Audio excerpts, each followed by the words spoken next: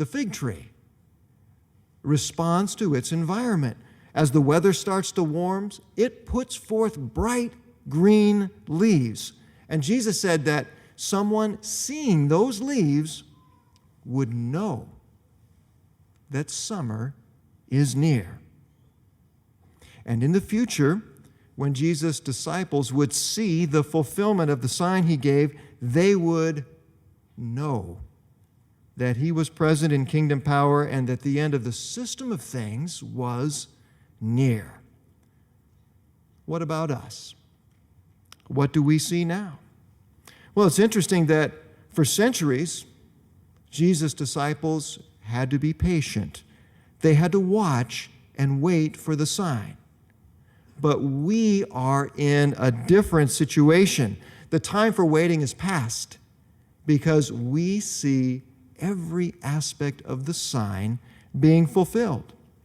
Wars, famine, disease, all on an unprecedented global scale. And we see people's selfish, unloving, often violent attitudes and behavior. And these were also foretold in the Bible as a sign of the last days. There is no doubt we are living in the last days. So how should we respond to our environment? Now is not the time to be dormant like a tree in winter. Now is the time for us to be active and ready for this system's end.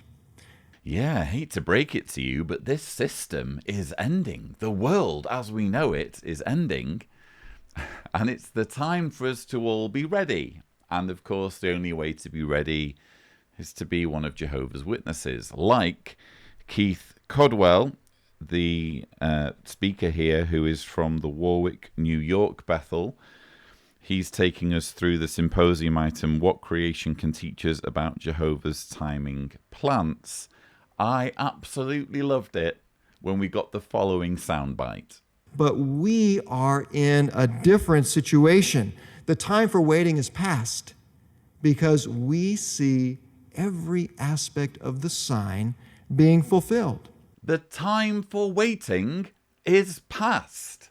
So Jehovah's Witnesses, if you think about it, don't even need to exercise patience. Why do you need patience if you're not waiting? The waiting's all been done, apparently, by past centuries, past generations of Christians, even since before Jehovah's Witnesses, going all the way back to the time of Christ and the apostles. They were the ones who had to wait.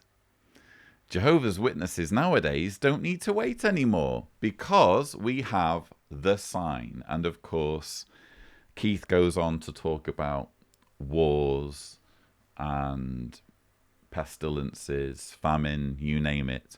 I've actually already debunked this whole sign of the last days thing in Sushi number, I think it's 432, thumbnail here if Tibor is gracious, which he always is. Jeffrey Jackson's last days password argument debunked. I think it was 24, was it? 24 elements of the sign that Jeffrey Jackson alluded to in this talk.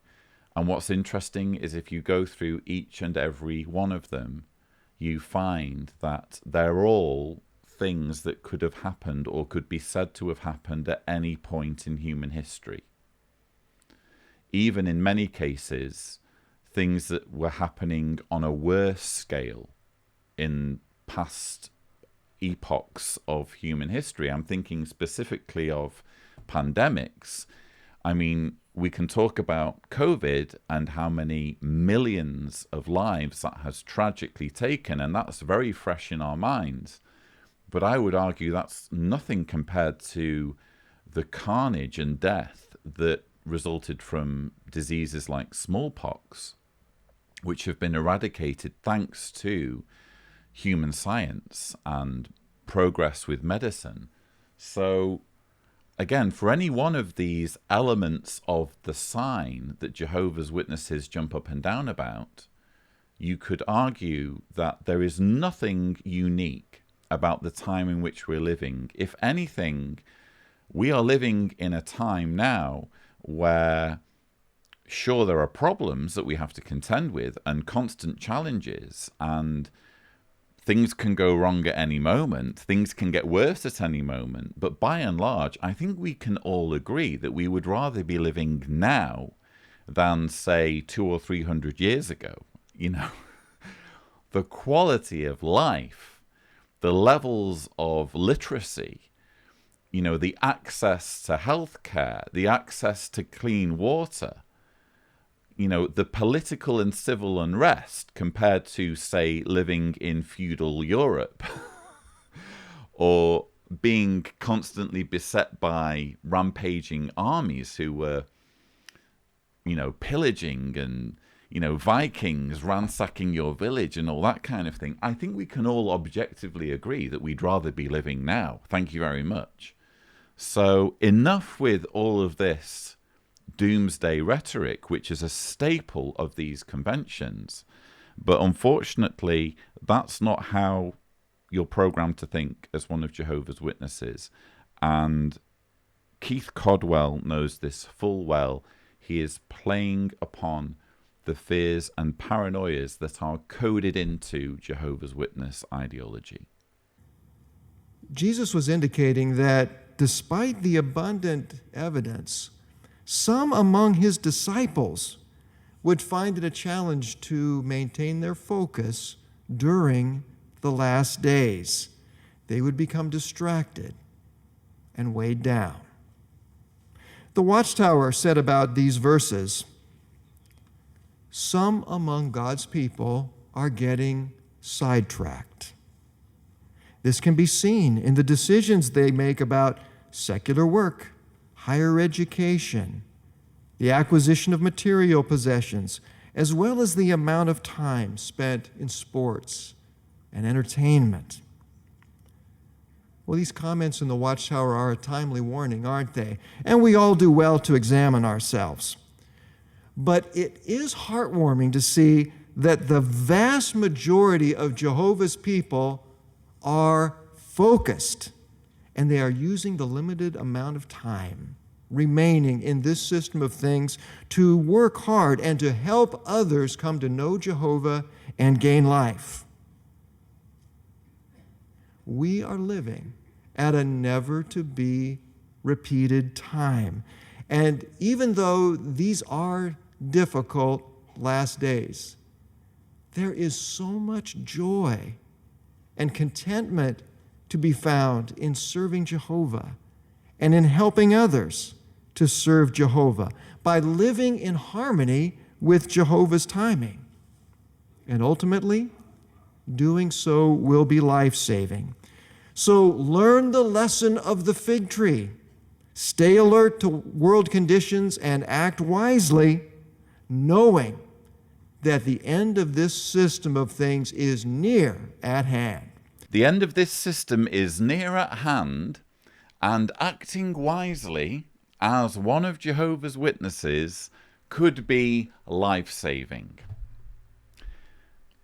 Do I even need to explain or point out that this is apocalyptic doomsday fear-mongering? This is the Jehovah's Witness cult, if we can use that word.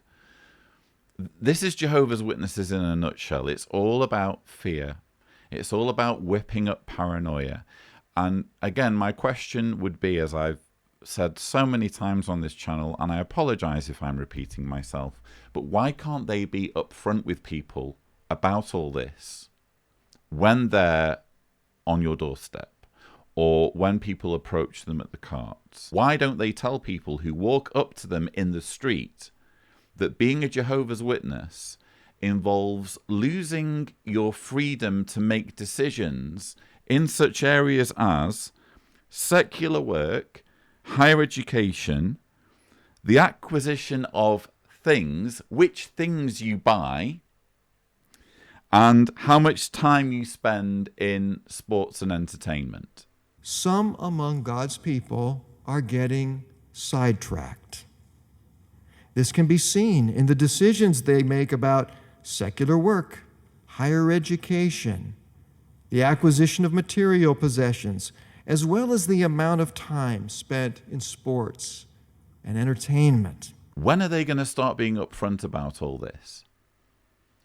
I think people deserve to know. They deserve to be dignified with the knowledge that when you become a Jehovah's Witness, your life isn't really your own. There are certain elements of your life in which you will be micromanaged, or you will be shamed or made to feel guilty if you make the wrong decision when it comes to such things as what you own, what things you spend your money on.